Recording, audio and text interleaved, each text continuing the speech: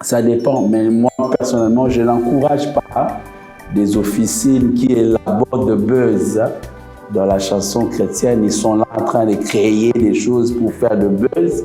Je crois que c'est une pratique que moi, je n'encourage pas dans le gospel.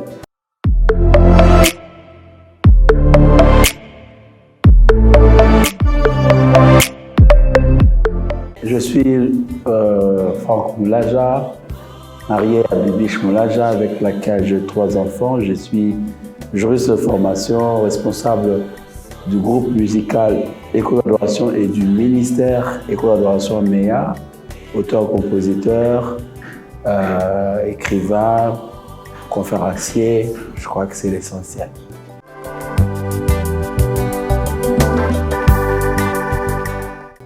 C'est un don, un talent de la part du Seigneur. À 9 ans déjà, j'étais batteur de tam-tam à l'église CP Kalimba dans la chorale Gloria.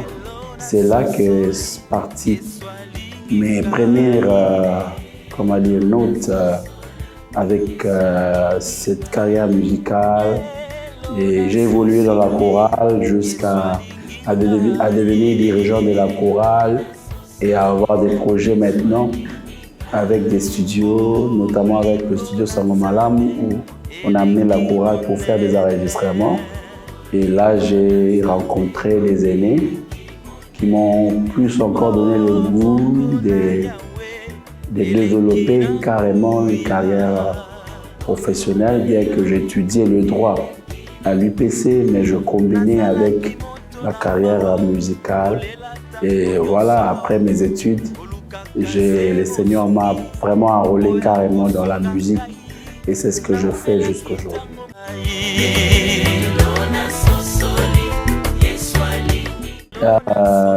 La musique, c'est ma passion, c'est le talent, je dirais, inné de la part de Dieu et il fallait aussi se discipliner pour vraiment finir aussi les études. C'était juste question d'arranger le programme, de savoir mettre chaque chose à son temps. Et c'était pas facile parce que des fois ça dérangeait un peu aussi. Mes cours, pourquoi pas, mais Dieu aidant, j'ai su quand même combiner et terminer les études et continuer avec la musique. C'est juste savoir gérer le temps, comme je dis. Mais il faut aussi avouer que, bien que j'étais déjà dans la musique, mais pendant mes années d'études, je n'avais pas le même agenda que j'ai aujourd'hui. Ce n'était pas encore très rempli. C'est vraiment après, vers la fin, avec déjà Adoron l'Éternel, vers la fin des études, que la musique commençait vraiment à prendre un peu mon temps. Donc, j'ai quand même su gérer le temps entre les deux.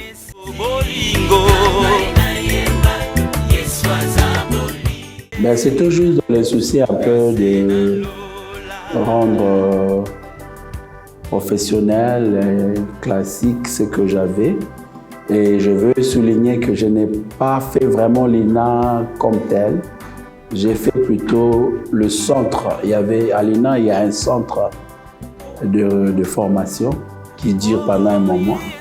Et ça vous donne juste des petits éléments comme ça, solfège, technique vocale et pour les instruments, selon que vous optez soit pour un instrument. Et c'était quand même un moment bénéfique pour moi de passer un peu par là. J'aimerais bien, pourquoi pas, y retourner encore.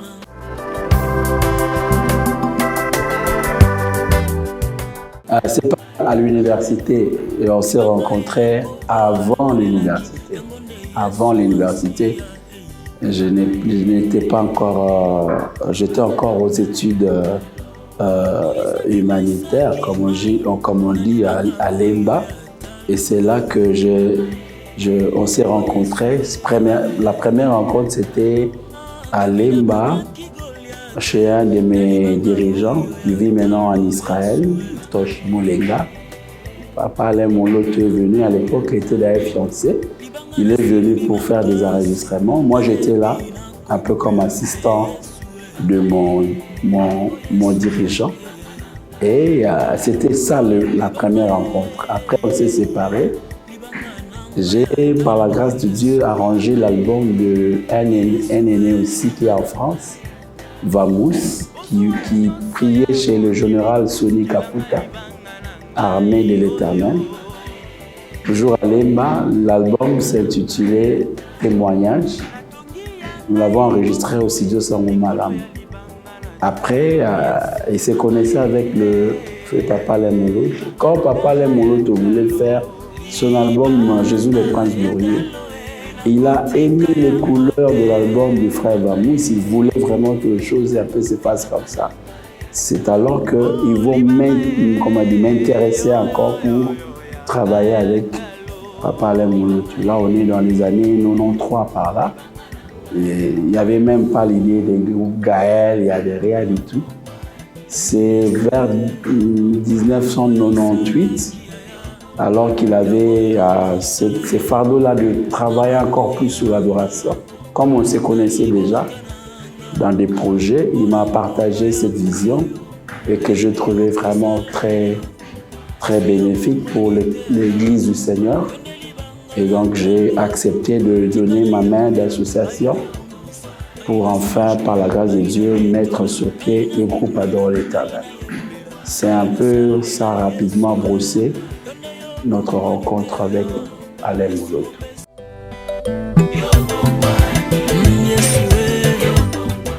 Je crois que le fondement déjà qui ont été posés. Vous savez, la maison, pour vraiment faire la charpente et on peut faire une maison avec étages et monter avec beaucoup d'étages, il faut se rassurer de la fondation.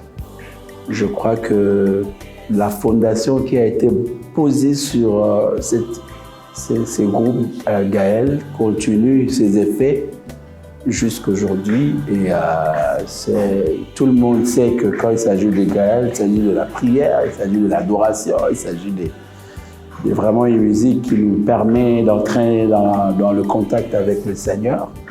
Et je crois que ça agit dans le sens de vouloir vraiment amener la population plus à écouter la musique de Gaël.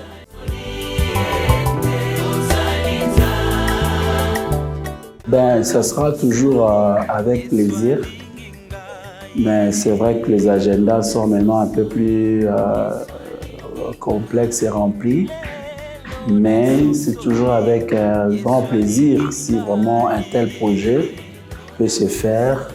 Je crois que ça sera une très très bonne chose.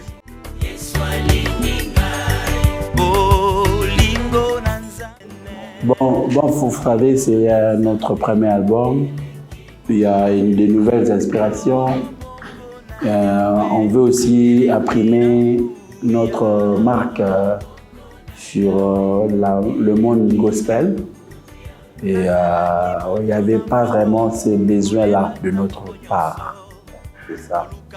Oui, tous les albums, il y a Près de toi, il y a Trône éternel, il y a Toute adoration, Expression d'adoration. En tout cas, nous gardons le thématique de l'adoration toujours.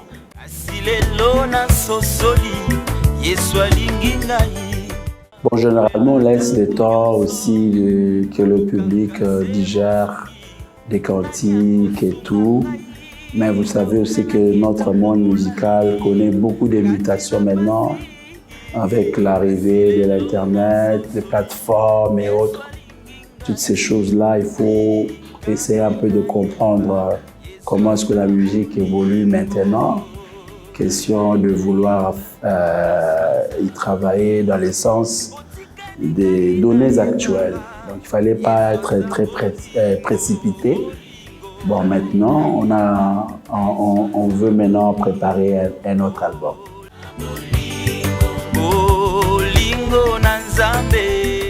Bon, je veux d'abord qu'on se mette d'accord sur le buzz en question.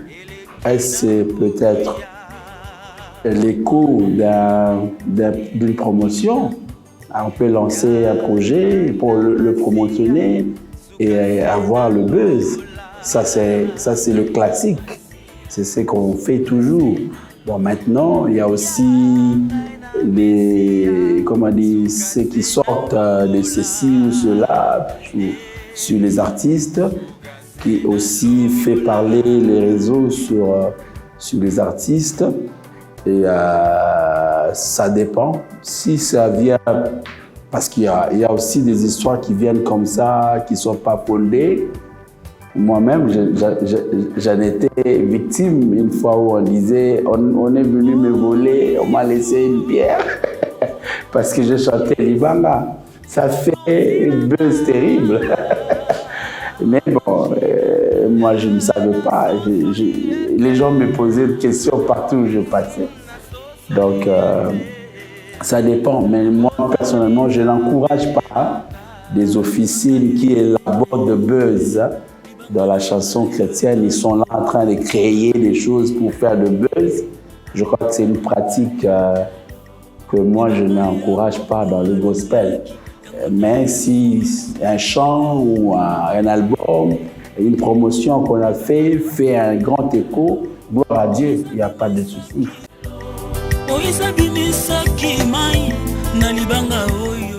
Bien sûr, nous avons... Le pasteur a le devoir d'enseigner la parole de Dieu. Christ a dit, enseignez-leur à observer ce que je vous ai prescrit. En tout cas, c'est le devoir d'un pasteur. Un pasteur qui passe sur les réseaux sociaux ou dans les médias pour vraiment rencontrer d'autres choses que la parole de Dieu. Je ne sais pas quel est son objectif. Je crois que le pasteur a pour responsabilité d'enseigner la parole de Dieu, juste la parole de Dieu.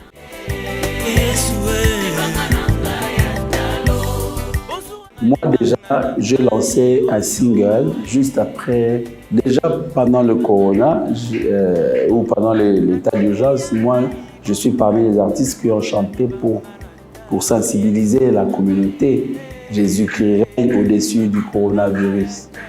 Mais après, il y a un mois passé, nous avons lancé le single Mwinda, un peu pour continuer toujours à garder notre public dans la présence de Dieu. Là, on est en train de préparer l'album Bananzambe, qui pourra être disponible d'ici fin de l'année, Dieu voulant. C'est ce que nous sommes en train de préparer. C'est après ça qu'on va maintenant préparer des concerts, tout en veillant sur les gestes barrières. C'est un peu ce que nous préparons. Et on a aussi des activités d'adoration en ligne, en moulage officiel, et ma page Facebook et Instagram, Franck Moulaja. Nous avons des programmes de temps en temps.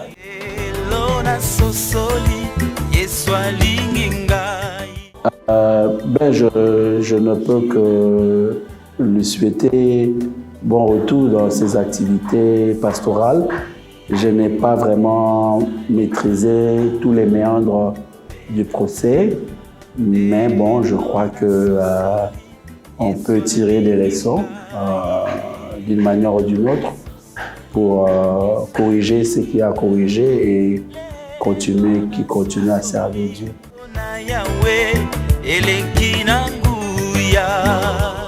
Oui, toujours, même dans la Bible, nous avons des prophètes qui ont toujours eu un mot à dire sur la conduite des choses publiques.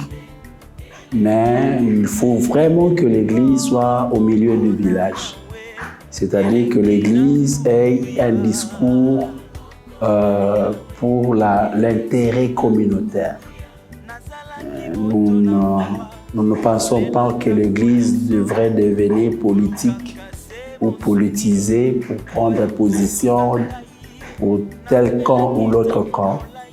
Mais l'Église doit plutôt viser le bien-être communautaire, interpeller les dirigeants pour qu'ils agissent dans le sens de trouver des solutions pour la population.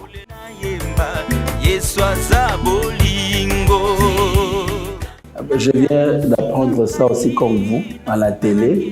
Je ne connais pas les statuts de l'église du réveil. Je ne sais vraiment pas de quoi il s'agit clairement. Je ne connais pas vraiment comment est-ce que leurs statuts sont libellés, à quelle mesure ils peuvent suspendre le représentant légal. J'ai aussi vu, regardé, comme tout le monde, à la télé. Donc, c'est une question que je ne maîtrise vraiment pas.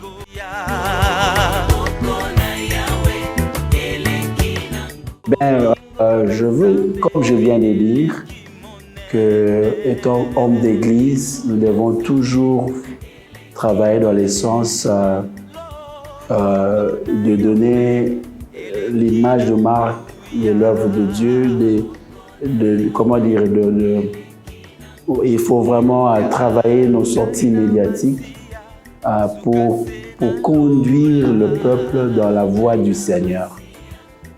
Et vivre les scénarios que nous vivons aujourd'hui par nos pasteurs, celui-ci qui passe, qui dit ça, l'autre qui contredit ici, l'autre qui dit des choses des fois qui n'ont même pas à voir avec la parole de Dieu, c'est quand même décevant. Nous prions vraiment que nos pères, nos pasteurs reviennent à la raison, qu'ils soient des messagers du Seigneur Jésus-Christ.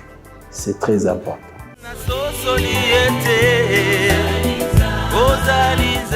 En tout cas, nous envisageons d'ici déjà fin octobre, nous pourrons lancer le premier clip s'il sera prêt.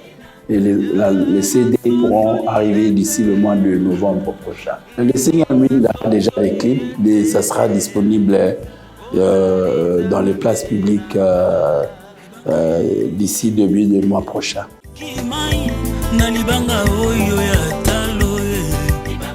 Oui, un livre que j'ai édité, L'adoration qui attire la gloire de Dieu. Oui, en préparation, il y en a même deux, mais on pourra éditer l'un après l'autre. Le premier, ça sera sur le culte agréable à Dieu. Là, je parle sur le culte et sur les conducteurs de culte. Mais on prépare aussi un autre, comprendre l'adoration.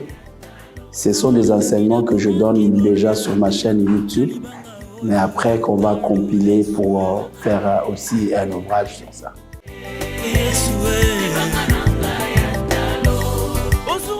Merci Mbote. Merci à vous.